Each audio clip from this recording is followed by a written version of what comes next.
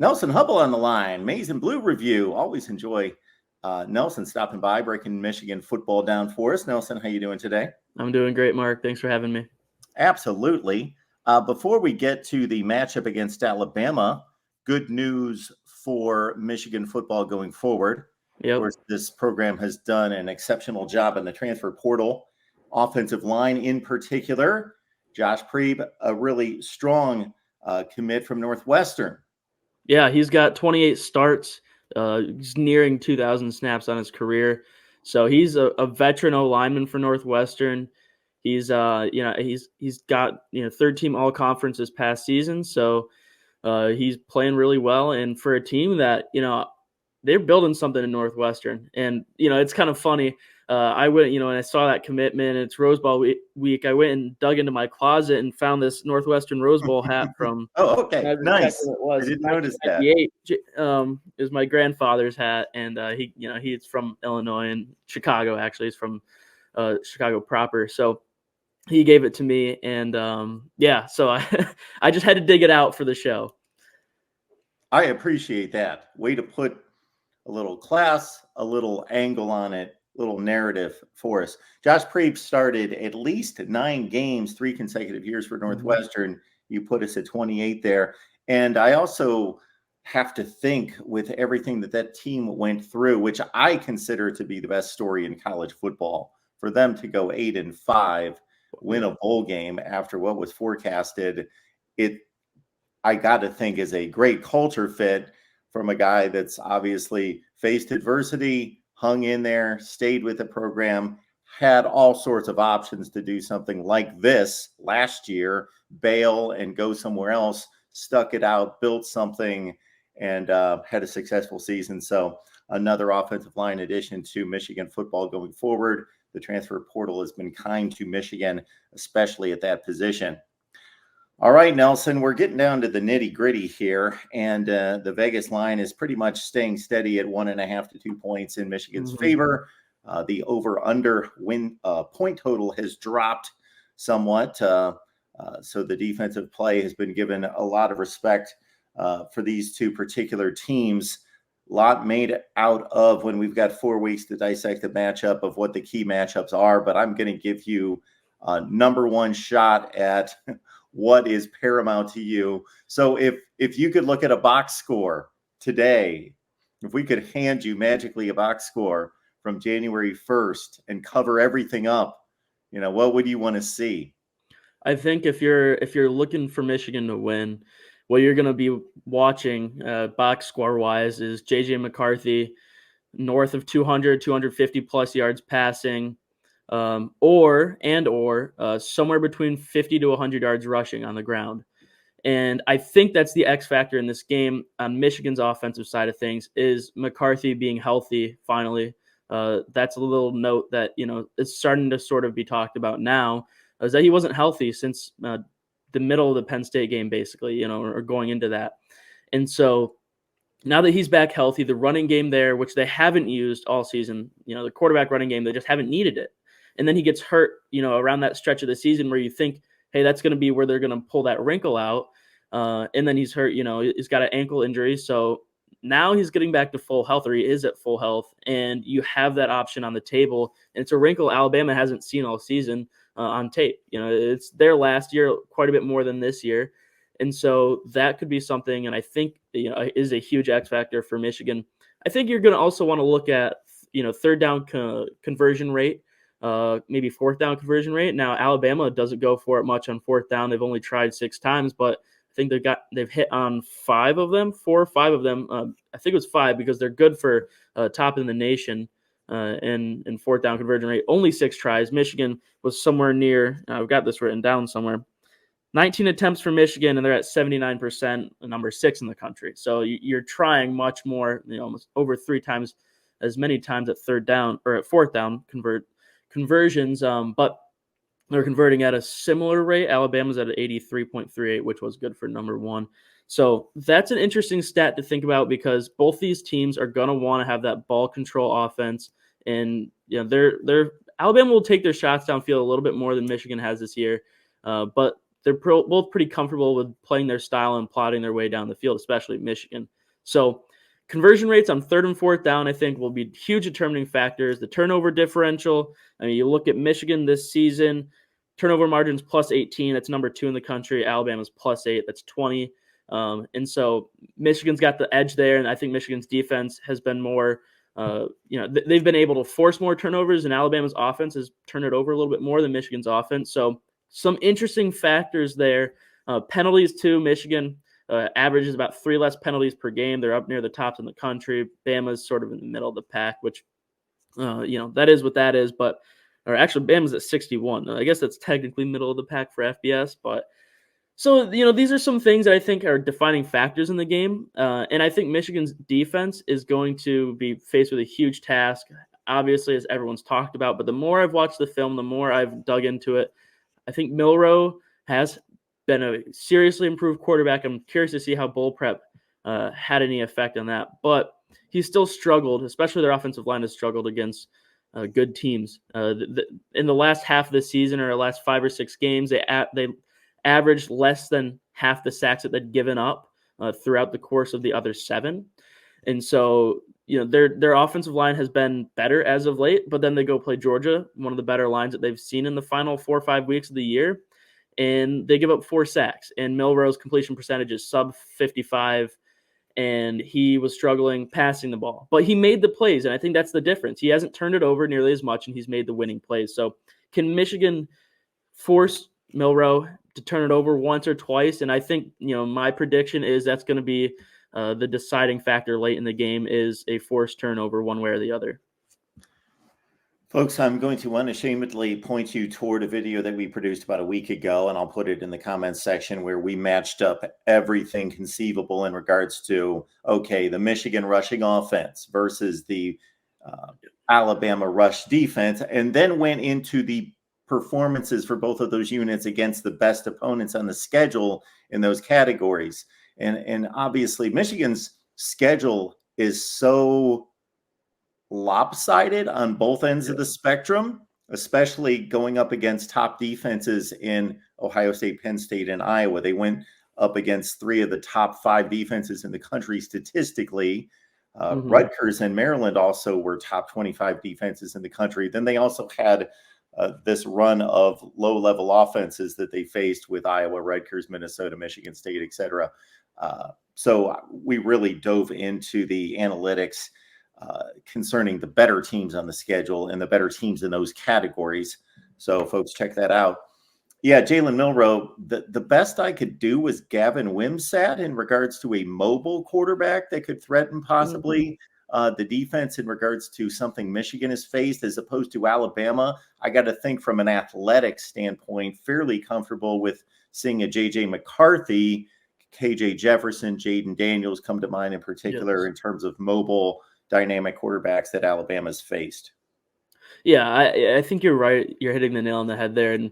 And if this was flipped and if it was Michigan with Bama's schedule and, Milroe and Alabama were in the Big Ten, we'd be saying, oh, Michigan's, fully prepared to face a quarterback like this. They've seen it.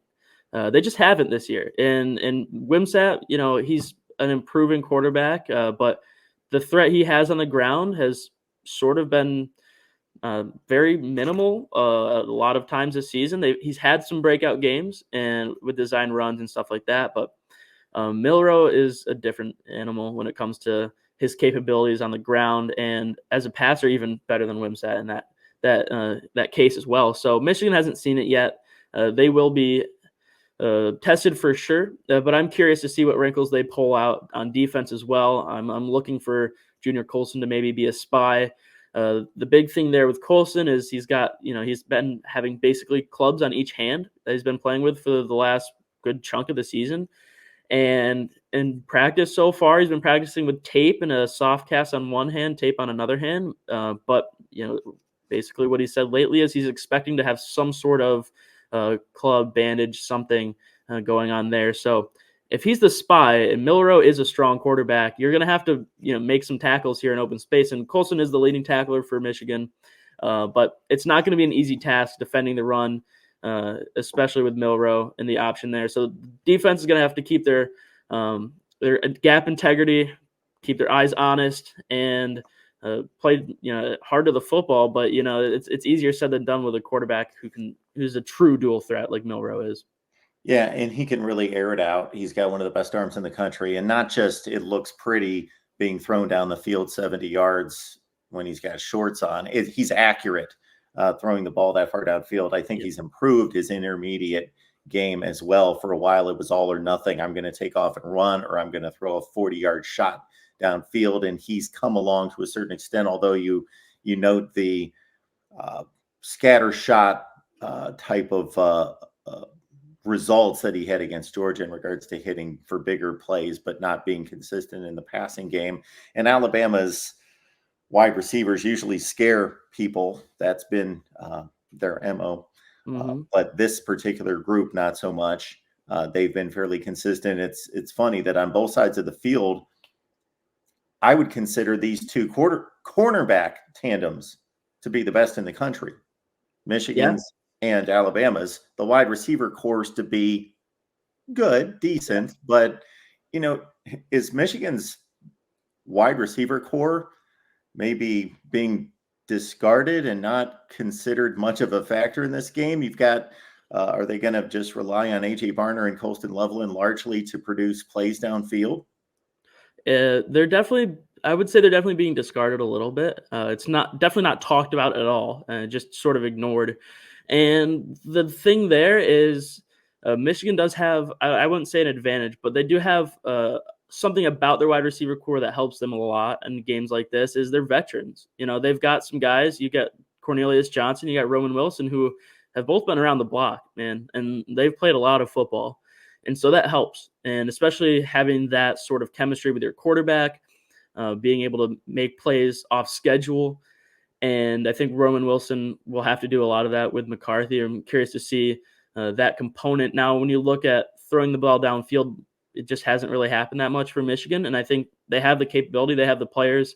I'm curious to see what bowl practice brings because we're here, we're 4 days or so away from the game, right? And we haven't heard a ton, and a lot of this stuff Michigan just doesn't let out.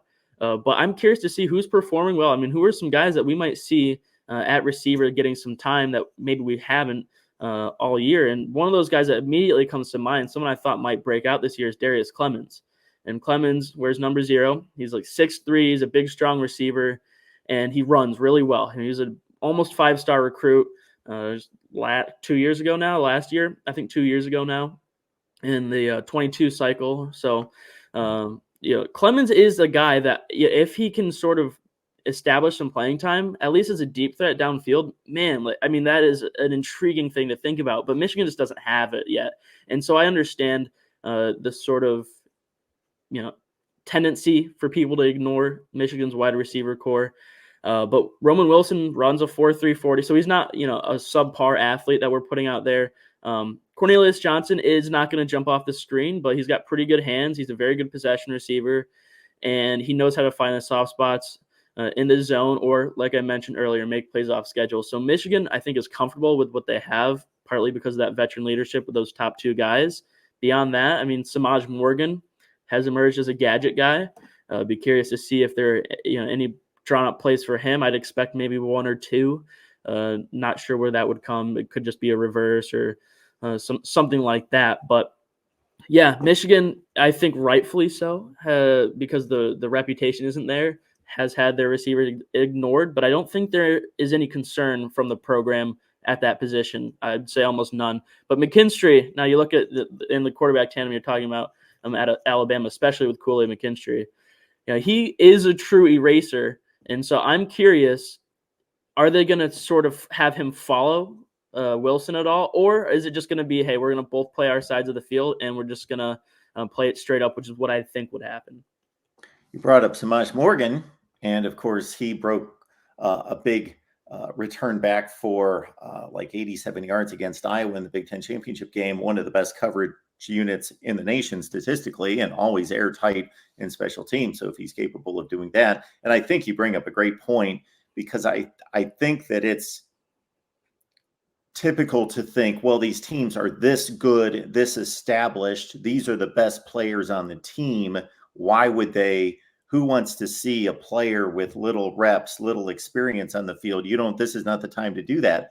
But like you say, it happens more often than we really fully realize in big playoff games, where after those 4 weeks of practice, the coaches are seeing things that they've known have been there the entire time, but see it confidently against their own players, which is a top unit on the other side of the field. And, it's not going to be a 25 carry game or a 12 target game, but it could be a key 1 or 2 targets for a 28-yard gain, or the combination of seeing maybe a new player featured a couple times a game in some different, of course, teams aren't going to get away. They're too good to get away from what they do, but a couple wrinkles that they've had 4 weeks to play off of some of their tendencies to self-scout, say, we seem to be obvious in doing X, Y, and Z. So we're going to create a couple plays off of this that nobody's ever seen yet. Yeah, and I think that is that. I mean, that goes both ways for both Michigan, Alabama, any school in a bowl game.